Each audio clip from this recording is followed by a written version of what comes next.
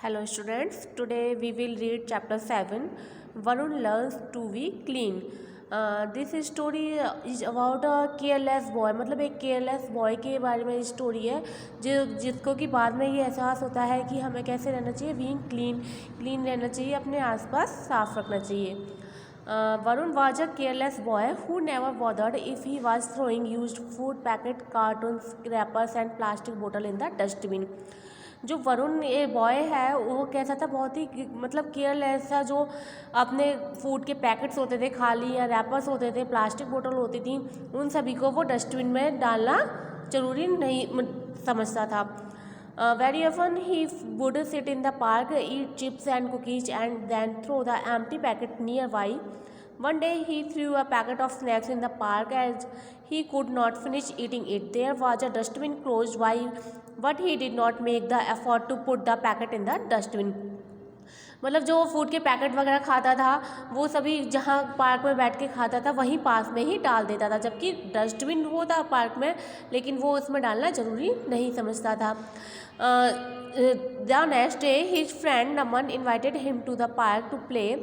They started playing football with other boys. They ran from here to there chasing the ball. जब उसने एक दिन park में खाए अपने चिप्स वगैरह फूड के जो भी पैकेट्स उसने वहीं डाल दिए. जब नेक्स्ट डे क्या हुआ कि जो उसका फ्रेंड नमन था उसने उसको पार्क में खेलने के लिए इनवाइट किया और उन्होंने फ़ुटबॉल खेलना स्टार्ट किया. तभी क्या होता है कि जब वो फुटबॉल खेल रहे होते हैं तो खेलने में बिजी हो जाते हैं. जब खेलते हो तो आप ये तो देखते नहीं कि हम खेलने में कहाँ दौड़ रहे हैं, जिधर बॉल जाएगी आप उधर ही जाएंगे. ये नहीं देखेंगे कि वहाँ कैसा है, कैसी जगह है, ये नहीं देखेंगे ना. खेलने में वो इस तरह से बिजी हो गए. His foot hit a stone, he tripped and fell flat in the middle of a pile of a dirt. तो मतलब जब वो बॉल के पीछे गया तो क्या हो गया, वो वहाँ पर गिर गया. किससे? क्योंकि जो वहाँ गंदगी का ढेर लगा हुआ था वहाँ पे उसके नीचे गिर गया.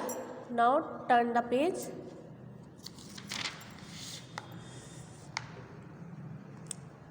Spot where he had carelessly thrown the trash the day before. It was what he had littered the park with. Empty packet of chip, juice can and a lot of toffee candy wrappers.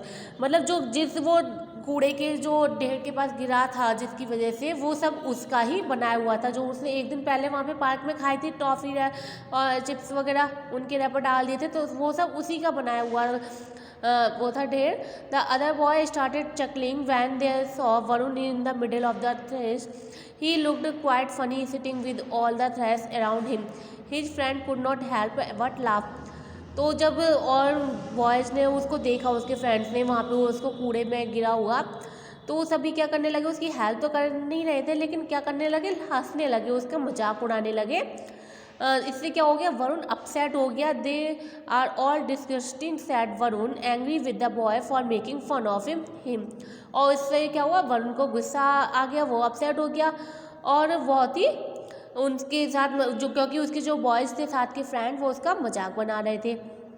What do you mean? asked Varun. You are the one who has made this mess, are not you? Had you understand that we should not litter our surrounding, you would not have landed in the mess.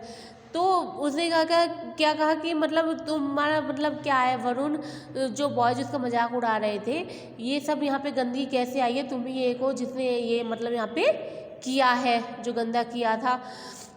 तो Varun realise जब उसके friend उसको बताते हैं कि जो ऐसी situation हुई है, यहाँ पे कूड़े के ढेर पे गिरे हो तो ये सब तुम्हारा ही बनाया हुआ है. तब वरुण को क्या होता है, रियलाइज होता है कि जो उसके फ्रेंड नमन है उसके वर्ड कैसे हैं, ट्रू है, मतलब उसने सही क्या कह रहा है. जो नमन उसका फ्रेंड है, no doubt he only had his own self to blame for the trash in the park.